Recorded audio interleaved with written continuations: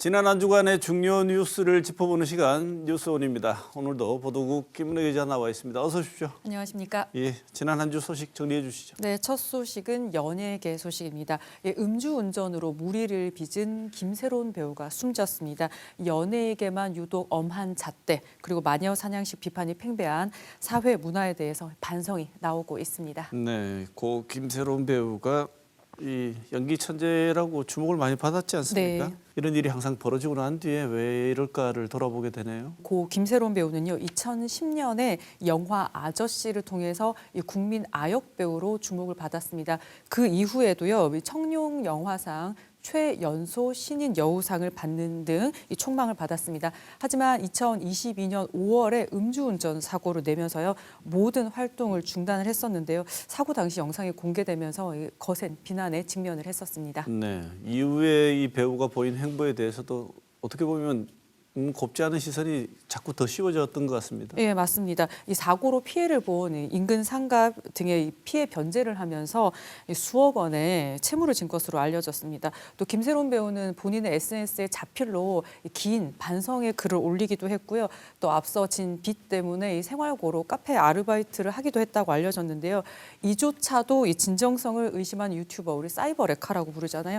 이들에 의해서 공격을 받았고요. 또 조회수를 위해서 이 자극적인 헤드라인을 뽑거나 보도하는 언론의 재생산에서 자유롭지 못했습니다. 요즘 포털 사이트에서 연예나 스포츠 관련 뉴스는 댓글을 달 수 없도록 돼 있는데요.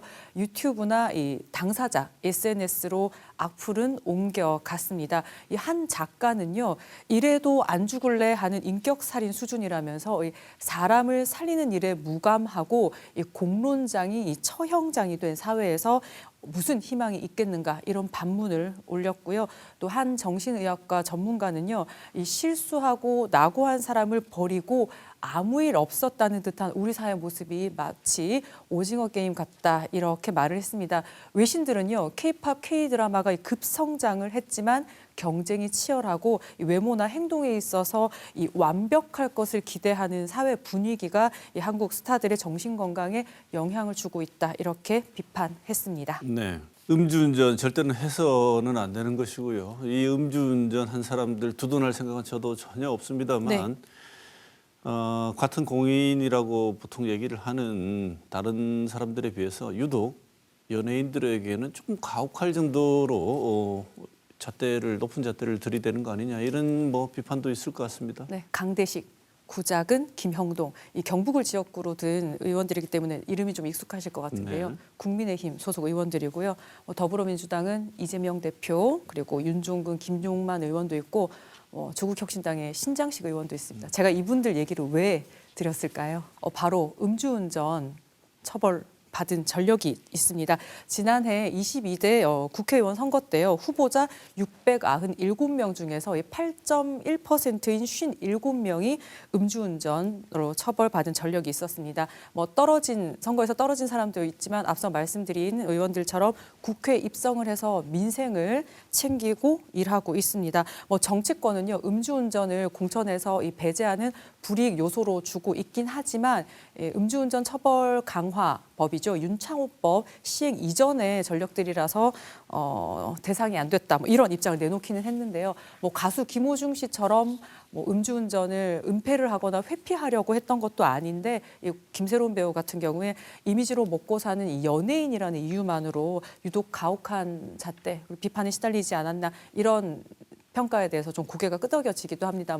앞서 설리 그리고 이성균 배우도 마찬가지로고요. 이 당사자들 해명의 기회 도 없이 소비가 계속 되어 버렸습니다. 이 자극적인 콘텐츠나 기사를 소비하는 개개인들의 좀 노력도 중요하겠지만요. 건강한 미디어 그리고 콘텐츠 환경을 만들 수 있는 정책적인 보완도 좀 필요해 보입니다. 네, 그 실수의 중함에 따라서 또는 그 실수한 사람이 어떤 자리에 있는 사람인가에 따라서 합당한 책임 반드시 져야 된다고 생각합니다. 네.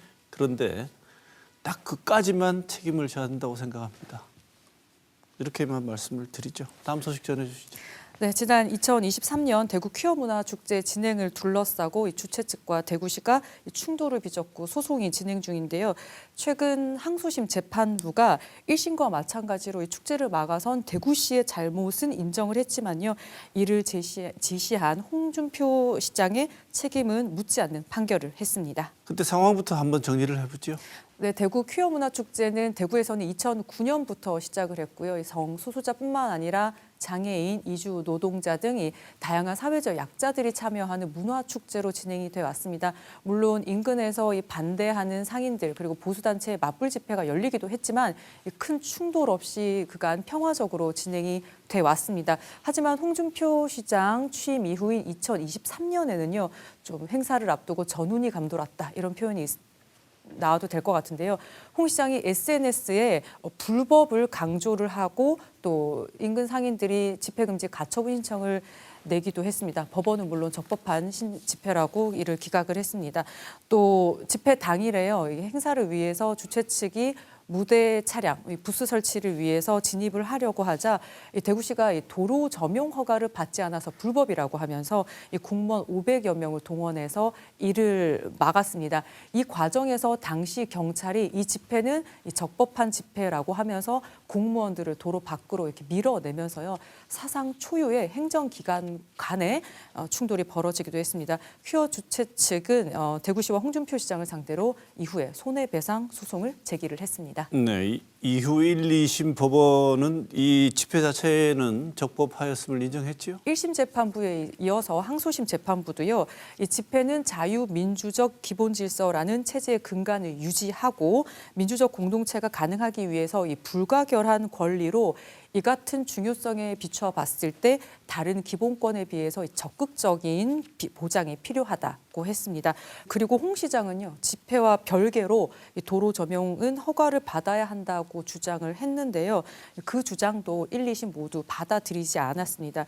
그러면서 헌법에서 집회 허가제를 금지를 하고 있고 또 집회 신고 시에 따로 도로 점용 허가를 받을 것을 규정하고 있지 않은 점을 고려를 하면 집회에 쓰이는 물건이 타인의 법익이나 공공의 안녕 질서에 대한 직접적이고 이 명백한 위험을 초래하지 않는 이상 이 규제는 제한적으로 해석돼야 한다 이렇게 했습니다. 1심 재판부는 적법한 집회를 막은 대구시와 홍준표 대구시장에게 700만 원을 배상하라고 판결을 했는데요. 항소심 재판부는 대구시가 주최 측에 700만 원을 배상하라. 고 판결을 했습니다. 네, 달라진 점은 홍 시장 개인에 대한 부분만 달라졌네요. 피고 측은요.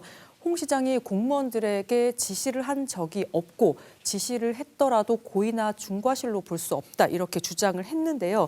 이 재판부는 홍 시장이 SNS에 글을 올리고 당시 현장에 가서 한 발언들을 보면 집회를 저지하는 행위는 홍 시장의 지시, 관여로 이루어진 것으로 보인다라고 했습니다. 하지만 홍 시장이 무대와 설치를 위한 이 차량 진입을 저지하는 조치가 도로법상 인정되는 도로관리청의 이 포괄적인 관리권을 넘어선다는 것을 인식하지 못하였다고 볼 여지가 있다. 이렇게 했습니다. 이런 점을 토대로 이 홍 시장의 고의 또는 중과실이 있었음을 전제로 한 이 주최 측의 주장은 이유가 없다고 판단을 했습니다. 다른 기본권보다 이 적극적으로 보장해야 한다고 하는 기본권이라고 보면서도요, 집회를 이를 제한한 행위가 중과실이 아니다.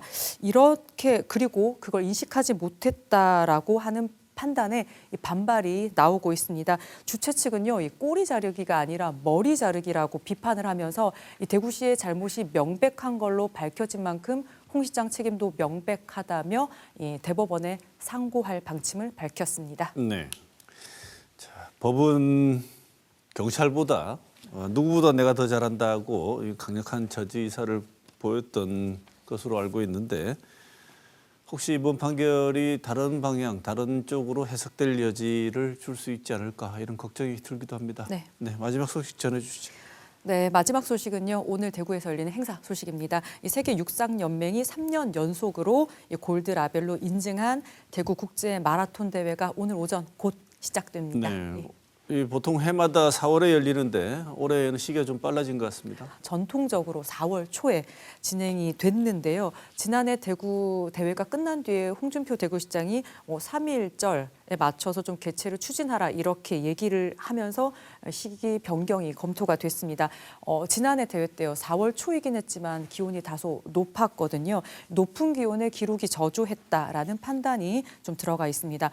그래서 이 선수들이 대회가 진행되는 시간에 평균 기온이 5도에서 10도 요 사이에서 레이스를 할 수 있도록 2월 넷째 주 일요일로 변경이 됐습니다. 대구 국제 마라톤 대회는요 국내 유일의 골드라벨 대회인데요. 이 전 세계의 1,100여 개 코스 마라톤 대회 중에서 이 코스와 참가 선수 등에 대한 철저하고 엄격한 평가 기준을 통과를 해야 선정이 될 수 있습니다. 올해 골드라벨 인증 대회가 25개거든요. 지난해보다 20개가 줄었는데도 대구가 인증을 받았다라는 거는 높이 살만한 일입니다. 네. 예. 규모도 역대 가장 큰 규모이죠? 네, 그렇습니다. 엘리트 부분에 14개 나라에서 62명, 그리고 국내에서는 96명의 선수가 참가를 하고요. 동호인부터 일반 시민까지 포함하면 이 총 참가자 수가 지난해 2만 8천여 명에서 올해는 4만여 명으로 늘었습니다. 역대 최대 규모인데요. 홍준표 대구시장이 2023년 대회가 끝난 뒤에 대구 마라톤 상금을 이 보스톤 마라톤 대회를 뛰어넘게 책정을 하라 이렇게 지시를 해서 이 4배 16만 달러로 늘려졌습니다. 2시간 3분에서 5분대 기록을 보유한 정상급 마라토너 8명이요. 이번 대회에 참가를 하게 됩니다. 골드라벨 인정도 받고 역대 최대 규모로 진행되고 이건 아주 뭐 긍정적인 점인 것 같습니다. 네. 근데 다만 지난해 출발지 바꾸면서 나타났던 문제들 다시 점검이 됐는지 모르겠습니다.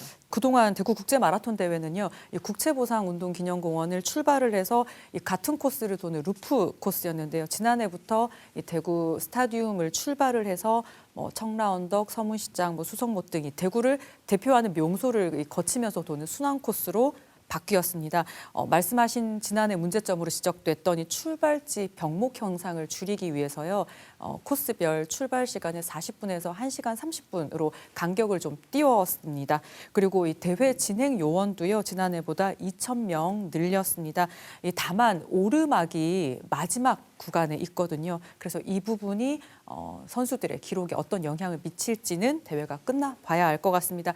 이미 교통 통제가 좀 시작된 구간도 있지만요. 대회가 시작되는 즈음부터 해서 범원의 거리, 동대구역 그리고 유라역 등 이 대회 코스를 중심으로 교통 통제가 곧 시작이 됩니다. 이 밖을 오늘 나서실 때는요, 이 부분을 좀 확인을 하시고 가급적 대중교통 그 중에서도 도시철도를 이용해 달라고 대구시가 당부를 하고 있습니다. 네, 김민혜 기자 오늘도 고생이 많았습니다. 맞습니다.